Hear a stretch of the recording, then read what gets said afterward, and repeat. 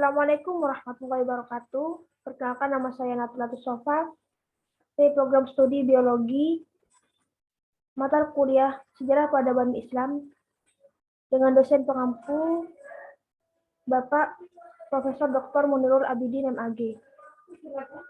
Dengan materi runtuhnya Turki Utsmani dan berdirinya Mustafa Kemal.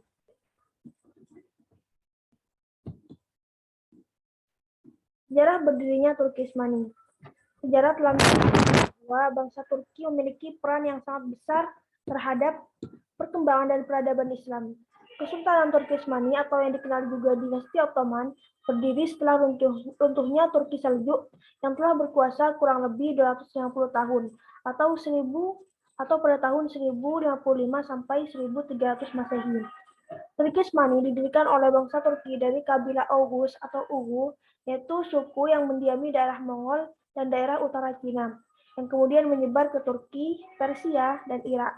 Mereka mulai mengenal dan memeluk Islam sekitar abad 9 atau 10, yaitu ketika menetap ke Asia Tengah. Dinasti Turki Utsmani berkuasa selama kurang lebih 6 abad, yakni dari tahun 1294 sampai tahun 1924 Masehi. Dan dalam kurun waktu tersebut, kerajaan itu dipimpin oleh 38 orang sultan yang silih berganti.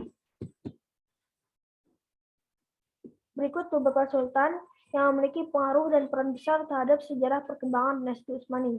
Yang pertama ada Sultan Utsman bin Ertugrul yang berkuasa dari tahun 699 sampai 726 Hijriah.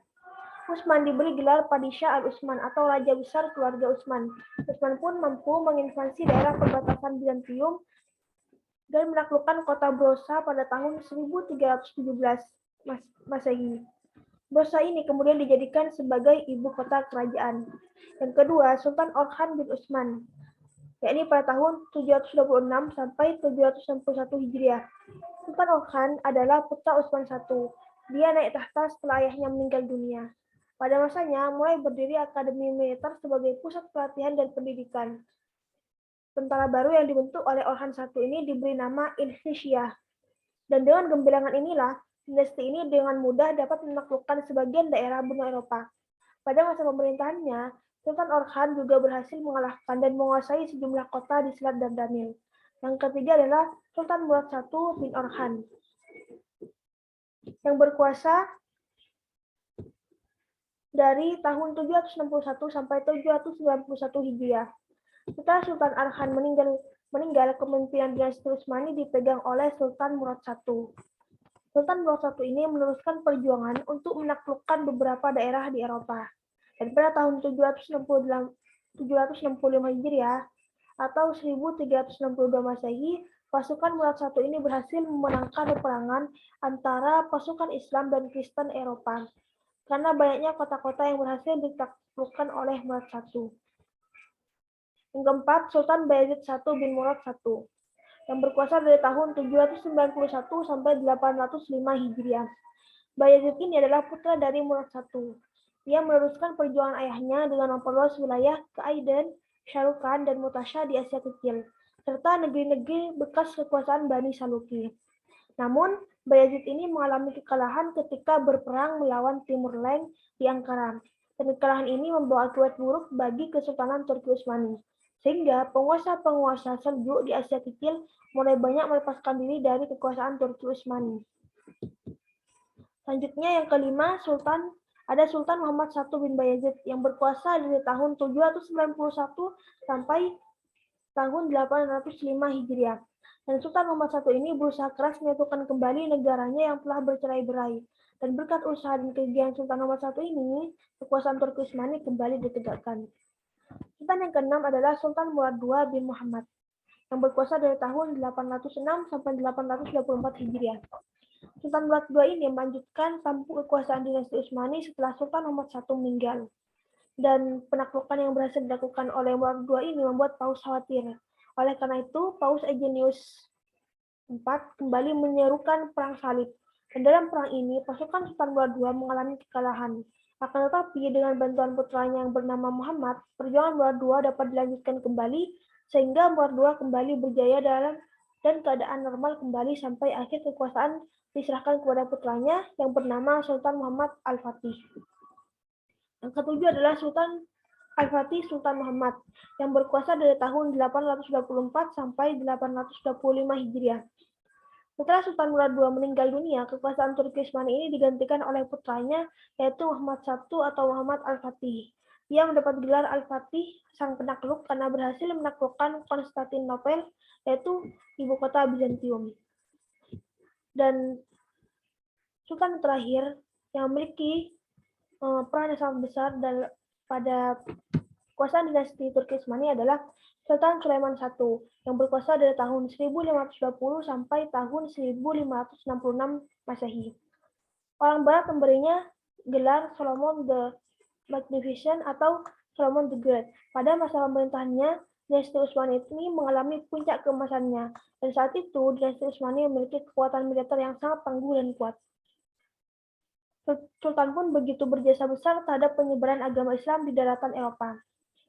Putra dari Sultan Salim I ini juga mendapat gelar Al-Qanuni karena memiliki jasa besar dalam menyusun dan mengkaji sistem undang-undang Kesultanan Turki Utsmani. Dinasti Turki Utsmani ini dipimpin oleh 38 sultan yang terbagi dalam beberapa periode sebagaimana berikut. Periode pertama yang berkuasa dari tahun 1299 sampai tahun 1402 Masehi, dimulai dari berdirinya kerajaan, ekspansi pertama sampai kehancuran sementara oleh serangan timur, yaitu dari pemerintahan Utsman I sampai pemerintahan Bayezid.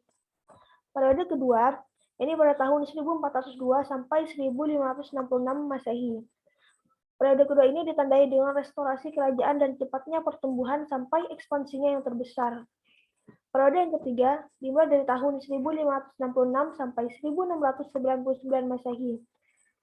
Periode ketiga ini ditandai dengan kemampuan dinasti Utsmani untuk mempertahankan wilayahnya. Namun, kemunduran mulai terlihat dari masa pemerintahan Salim II sampai Mustafa II. Periode yang keempat adalah dari tahun 1699 sampai tahun 1838 Masehi. Periode ini ditandai dengan berangsur-angsur surutnya kekuatan kerajaan dan pecahnya wilayah di tangan para penguasa wilayah. Dari masa pemerintahan Ahmad III sampai Mahmud II. Dan periode yang kelima, yakni pada tahun 1839 sampai tahun 1922 Masehi. Dan periode ini ditandai dengan kebangkitan kultural dan administrasi dari negara di bawah pengaruh Orde Barat dari masa pemerintahan Sultan Ahmad Majid I sampai Ahmad Majid II. Perkembangan Islam pada masa Turki Utsmani.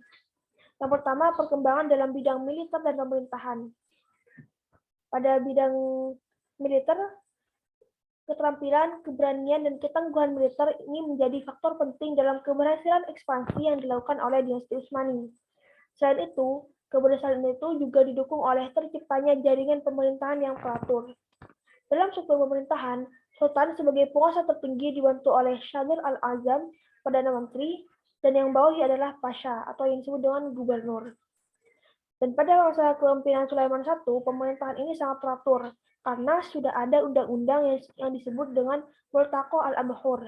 Dan undang-undang ini juga memiliki nilai historis yang sangat penting karena merupakan undang-undang pertama di dunia.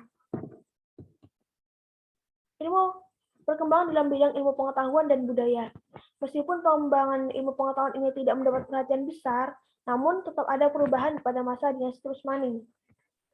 Dan saat itu ada dua buah surat kabar yang muncul, yaitu berita harian PK pada tahun 1831 Masehi dan jurnal Tafsiri Afkar pada tahun 1862 Masehi. Selain itu, terjadi juga transformasi pendidikan dengan mendirikan sekolah-sekolah dasar dan menengah, ini pada tahun 1881 Masehi, dan juga mendirikan perguruan tinggi pada tahun 1869 Masehi, serta mendirikan fakultas kedokteran dan hukum. Para pelajar yang berprestasi juga dikirim ke Prancis untuk melanjutkan studinya, dan ini tidak pernah terjadi sebelumnya. Sementara itu, seni arsitektur berkembang sangat pesat. Masjid yang indah dibangun, seperti Masjid Jami Sultan Muhammad Al-Fatih, Masjid Agung Sulaiman, dan Masjid Ayub Al-Ansori, yang semula adalah gereja Hagia Sophia. Dan semua masjid ini dihiasi dengan kaligrafi yang indah. Kemunduran dan keruntuhan Turki Utsmani. Kemunduran dinasti Utsmani mulai terasa setelah meninggalnya Sulaiman I. Dan ada beberapa faktor yang menyebabkan melemahnya kekuatan dinasti ini hingga mengalami keruntuhan. Menurut Syafiq Ahmad Mawani, ada 3 hal yang menjadi penyebab kehancuran Turki Utsmani, yaitu melemahnya sistem birokrasi dan kekuatan militer Turki Utsmani, kehancuran perekonomian kerajaan, serta munculnya kekuatan baru di daratan Eropa dan serangan balik terhadap Turki Utsmani. Faktor-faktor yang menyebabkan keruntuhan dinasti Turki Utsmani ini dapat dikategorikan menjadi 2 bagian, yaitu faktor internal dan eksternal. Faktor internal adalah yang pertama, kelemahan para sultan dan sistem birokrasi. Setelah Sultan Sulaiman I, kerajaan Turki Utsmani ini diperintah oleh sultan-sultan yang lemah, baik dalam kepribadian, jiwa atau watak kepemimpinan, serta tidak sesuai dengan tuntutan pada masa itu. Mereka juga kurang terlibat langsung dalam administrasi negara, dan juga dalam peperangan melawan musuh, mereka banyak larut dalam kehidupan istana. Kita ketahui bahwa seorang sultan yang lemah cukup memberi peluang bagi kejatuhan kerajaan Turki Utsmani. Dan sebaliknya, seorang sultan yang cakap juga mampu mengatasi dan memperlambat proses kejatuhan pada sistem politik kerajaan. Hal ini menjadi salah satu faktor internal pada keruntuhan dinasti Utsmani. Yang kedua adalah kemunduran dalam bidang ekonomi. Turki Utsmani ini pada masa kerajaannya menguasai 3 benua dan 2 lautan, yang merupakan negara adikuasa dalam bidang militer dan ekonomi. Dan hal inilah yang disebabkan karena militernya kuat. Adapun sumber pemasukan perekonomian yang antara lain dari pajak, upeti, dan dari wilayah-wilayah yang ditaklukkannya. Kondisi ini berubah setelah kerajaan Turki Utsmani itu berada dalam keadaan mundur dan lemah. Pajak-pajak negara bawahan sudah sangat jauh berkurang. Hal ini karena banyak wilayah tersebut yang melepaskan diri dari kekuasaan pusat. Yang ketiga adalah wilayah yang luas dan ledakan penduduk. Penduduk kerajaan Turki Utsmani ini pada abad ke-16 bertambah 2 kali lipat dari sebelumnya. Problem kependudukan pada saat itu lebih banyak disebabkan oleh tingkat pertambahan penduduk yang sedemikian tinggi dan juga ditambah menurunnya angka kematian akibat masa damai dan aman. Untuk mengatur penduduk yang beraneka ragam dan tersebar luas ini, di 3 benua ini diperlukan suatu organisasi pemerintahan yang baik dan teratur. Dan tanpa didukung oleh administrasi yang baik, kerajaan Turki Utsmani hanya akan menanggung beban yang sangat berat akibatnya. Faktor yang internal yang keempat adalah budaya korupsi para sultan. Pada umumnya, moral pejabat negara di kerajaan Turki Utsmani ini tidak baik. Manipulasi dan kolusi merupakan suatu pekerjaan yang lumrah dan sering dilakukan. Oleh karena itu, terjadilah jual beli jabatan di lingkungan pemerintahan Turki Utsmani. Setelah pemerintahan Sultan Muhammad II, faktor yang kelima adalah pengaruh para istri-istri sultan. Setelah pemerintahan Sultan Muhammad II, istana kerajaan Turki Utsmani ini selalu terjadi kecemburuan, intrik, dan percekcokan karena pengaruh istri-istri sultan yang berkebangsaan Eropa. Dan melalui mereka, raja-raja Eropa dapat mengirim mata-mata untuk masuk ke istana kerajaan. Faktor yang keenam adalah keterbelakangan dalam industri perang. Pada masa Turki Utsmani ini, kemerosotan kaum muslimin tidak hanya pada bidang pengetahuan, melainkan dalam segala bidang, termasuk dalam bidang industri perang. Padahal keunggulan Turki Utsmani ini pada bidang itu pada masa-masa sebelumnya telah diakui oleh seluruh dunia. Tidak berkembangnya industri perang sangat berpengaruh terhadap kerajaan Turki Utsmani yang sangat mengandalkan militer sebagai tulang punggung kerajaan. Dan faktor internal yang terakhir adalah munculnya gerakan nasionalisme. Dari sekian banyak faktor yang menyebabkan kemunduran dan runtuhnya kerajaan Turki Utsmani adalah tumbuhnya paham nasionalis bangsa-bangsa yang berada di bawah kuasa Turki Utsmani. Dan berbagai suku bangsa yang hidup di bawah pemerintahan Turki Utsmani mulai terusik nasionalismenya. Kemudian faktor eksternal ada 2. Yang pertama adalah kebangkitan Eropa. Ketika kemunduran kerajaan Turki Utsmani pada periode pertengahan dari sejarah Islam, negara-negara Eropa Barat sedang mengalami kemajuan pesat. Ini pada abad ke-16 dan 17 Masehi. Merupakan abad yang penting dalam sejarah. Dan pada masa itu, Eropa bangkit dengan segala kekuatan untuk mengejar keterbelakangannya pada zaman klasik. Faktor eksternal yang kedua adalah serangan dari luar. Perang militer antara Turki Utsmani dengan orang Eropa berubah menjadi perang agama. Ketika terbentuk persekutuan suci yang disebut dengan Hafniqot antara Austria, Polandia, dan Bulukia untuk bersama-sama menyerang Turki Utsmani, maka pengaruh sangat dalam bagi kalangan Turki Utsmani dan sangat memperlemah kekuatannya. Sebagaimana tercatat dalam sejarah, Perang Dunia I ini melengkapi proses kehancuran dinasti Utsmani. Pada bulan Desember 1914, Turki Utsmani melibatkan diri dalam Perang Dunia dan berada di pihak Jerman dan Austria. Memasuki tahun 1920, dinasti Utsmani ini kehilangan keseluruhan provinsi yang ada di semenanjung Balkan, dan juga Mesir menjadi negara protektorat Inggris serta bebas secara total dari kekuasaan dinasti Utsmani. Peran Mustafa Kemal Pasha terhadap keruntuhan Turki Utsmani. Mustafa Kemal Pasha ini adalah tokoh yang bisa dikategorikan pembawa perubahan Turki. Beliau lahir pada tanggal 19 Mei 1881 di suatu daerah di Salonika. Ayahnya bernama Ali Reza Effendi sebagai juru tulis dan meninggal karena sakit paru-paru pada saat Mustafa berumur 7 tahun. Sedangkan ibunya bernama Zubaide Hanim, seorang ibu yang taat beribadah, selalu memakai purdah tetapi buta huruf. Ketika Ataturk berusia 12 tahun, ia masuk ke sekolah militer di Selanik dan Manastir yang sekarang disebut Bitola. Keduanya merupakan pusat nasionalisme Yunani yang anti-Turki. Dan ketika di sekolah menengah militer di Selanik, namanya ditambahkan dengan nama Kemal yang berarti kesempurnaan, yang diberikan oleh guru matematikanya sebagai pengakuan atas kecerdasan akademik Mustafa. Dan setelah menang dalam perang kemerdekaan pada bulan September 1922, Mustafa Kemal Pasha ini memperkuat posisinya. Ia diberi gelar Sang Penyelamat dan Penakluk. Dan pada tanggal 6 Desember 1922, dia mengumumkan untuk pertama kalinya penghapusan khalifah dan pembentukan republik. Pemilihan majelis baru dilaksanakan 2 tahap, yakni di bulan Juni dan Juli pada tahun 1923. Majelis untuk pertama kalinya mengadakan sidang pada tanggal 9 Agustus 1923. Dengan demikian, berakhirlah kerajaan Turki Utsmani dan berganti menjadi negara republik. Dan pada tanggal 29 Oktober 1923, Republik Turki diproklamirkan dengan Mustafa Kemal Atatürk sebagai presiden pertama dan İsmet İnönü sebagai perdana menteri pertama.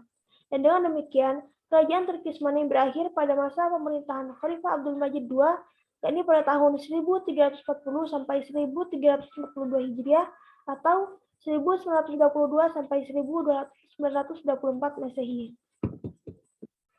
Sekian, terima kasih.